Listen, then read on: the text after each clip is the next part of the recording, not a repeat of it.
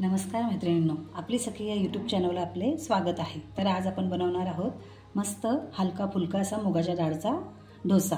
तर मुगाच्या डाळचा डोसा बनवण्यासाठी मी इथे मुगाची डाळ घेतलेली आहे आणि एक वाटी भरून ही डाळ घेतलेली होती आणि 4 ते 5 तास हिला स्वच्छ धुवून मी भिजवून ठेवलेली आहे आणि आता ही खूप छान अशी भिजलेली आहे, तुम्ही बघू शकता। आता ही भिजलेली डाळ आपल्याला मिक्सरला वाटून घ्यायची आहे। तर मी इथे मिक्सरचं भांडं घेते आणि ही सगळी डाळ आपल्याला वाटून घ्यायची आहे। तर मी डाळ आता मिक्सरच्या भांड्यात टाकते। तर सगळी डाळ मिक्सरच्या भांड्यात टाकून घेते आणि पाणीने काढून घेते। जर आपण हे मुगाच्या डाळमधलं पाणी टाकलं तर आपला डोसा जास्तच असा आपल्याला उघीर असा लागू शकतो, म्हणून मी पाणी काढून घेतले आणि पूर्ण डाळ आपण मिक्सरच्या भांड्याला टाकून दिलेली आहे।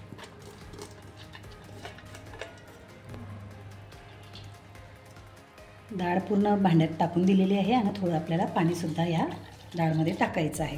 तर आता मी हे मिक्सरला वाटून घेणार आहे।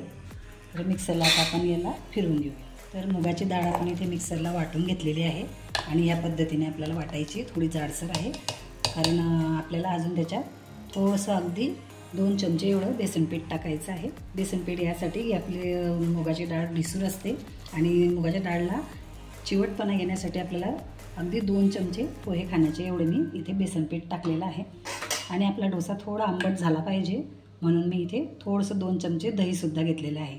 दही आंबट आहे म्हणून मी थोडंच घेतलेलं आहे आणि आता हे आपल्याला मिक्सरला थोडं फिरून घ्यायचं आहे।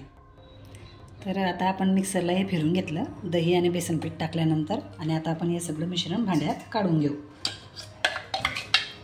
सगळं मिश्रण भांड्यात काढून घेतलेलं आहे आणि आता हे मिश्रण आपल्याला 10 मिनिटासाठी झाकून ठेवायचं आहे।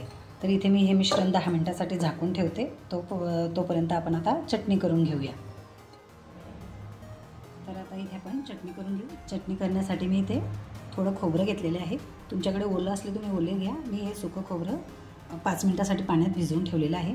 5-6 मिरच्या घेतलेल्या आहेत आणि थोडं डाळवं घेतलेलं आहे आणि 3 ते 4 लसूण पाकळ्या घेतलेल्या आहेत आणि आपल्याला याच्यामध्ये थोडीशी कढीपत्तासुद्धा घ्यायचा आहे आणि थोडा कोथिंबीरच्या काड्यासुद्धा वाटून घ्यायच्या आहेत। तर आपण आता हे मिक्सरला सगळं चटणीसाठी जाडसर असं वाटून घेऊ। तर चटणी आपण इथे अशी वाटून घेतलेली आहे, थोडी जाडसर, अगदी बारीक वाटायची नाही आणि ती आपण आता या भांड्यात काढून घेऊया।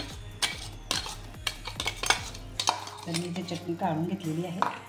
तुम्हाला पातळ लागली तर तुम्ही त्याच्यात पाणीसुद्धा टाकू शकता आणि चटणी आपली तयार झालेली आहे।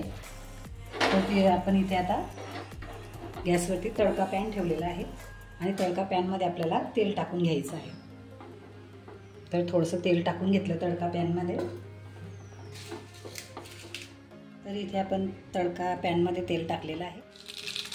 मोहरी टाकल्यानंतर मोहरी तडतडल्यानंतर आपण थोडं जिरे टाकणार आहोत। जिरे टाकल्यानंतर आपल्याला त्याच्यात थोडं तीळ टाकायचे आहेत आणि थोडा हिंग अगदी चिमूटभर टाकलेला आहे आणि इथे एका लाल मिरचीचे असे छोटे छोटे तुकडे करून घेतलेले आहेत, ते सुद्धा आपल्याला या तडका पॅनमध्ये टाकून घेतलेलं आहे। गॅसने आता बंद केला आहे, आपलं तेल जास्त तापलेलं आहे म्हणून गॅस बंद केला आणि हे छान आपण तडतडून घ्यायचं आहे त्याला आणि थोडासा कढीपत्ता, हा कढीपत्तासुद्धा मी ते तडतडून घेतला आणि हे सगळं मिश्रण आपल्याला आता आपल्या चटणीत टाकून घ्यायचं आहे।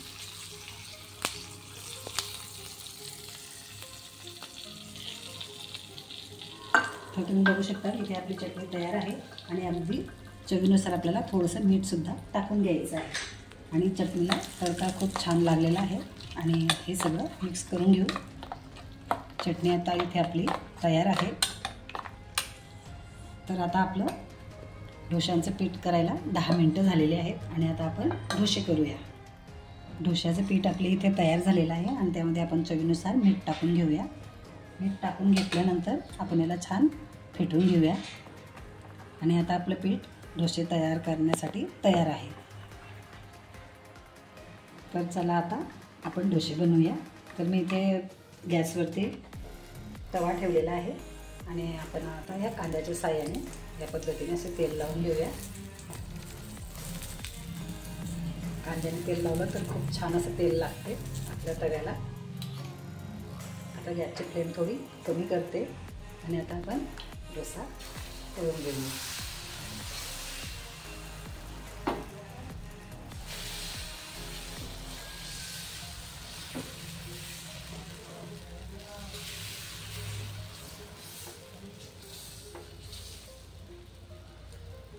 या पद्धतीने डोसे असे टाकून घ्यायचे आहेत.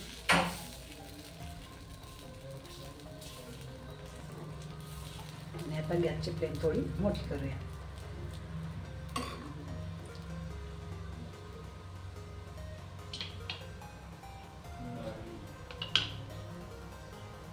तर या कांद्याच्या साहाय्याने आपण थोडं वरून तेल लावून घेऊ. हलकंसं, अगदी जास्तच लावायचं नाही, नाहीतर आपला डोसा तेलकट होऊ शकतो.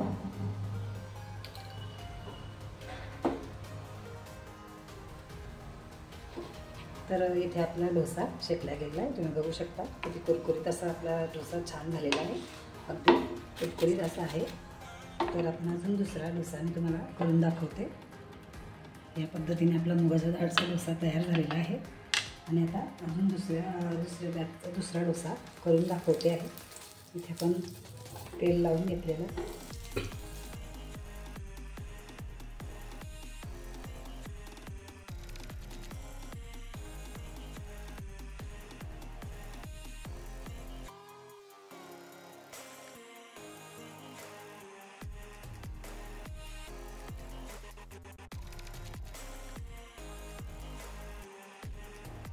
तर इथे आपला हा दुसरा डोसा सुद्धा तयार झालेला आहे. तुम्ही बघू शकता छान असा हा सुद्धा छान तयार झालेला आहे. आणि तुम्ही बघू शकता किती आपला क्रिस्पी असा डोसा तयार झालेला आहे. आणि हा सुद्धा आपण काढून घेऊया. तर आपण इथे 2 डोसे करून घेतलेले आहेत. तुम्ही बघू शकता किती छान असे आपले डोसे तयार झालेले आहेत. हा मुगाच्या डाळचा अगदी झटपट होणारा असा नाश्ता आहे. तुम्ही नक्की करून बघा. करायला खूप सोपं आहे आणि वेळही खूप कमी लागतो. आणि असला नाश्ता आपण मुलांना सकाळी सकाळी देऊ शकतो. आणि मुगाच्या डाळीमध्ये भरपूर असा प्रोटीन असते. तर हलका फुलकासुद्धा हा नाश्ता होऊ शकतो. तर मैत्रिणींनो, तुम्हीसुद्धा नक्की करून बघा. आणि तुम्हाला हा डोश्याचा व्हिडिओ कसा वाटला ते मला कमेंटमध्ये नक्की कळवा. आणि आवडला असेल तर शेअर करा, लाईक करा आणि आपल्या चॅनलला सबस्क्राईब करा. धन्यवाद.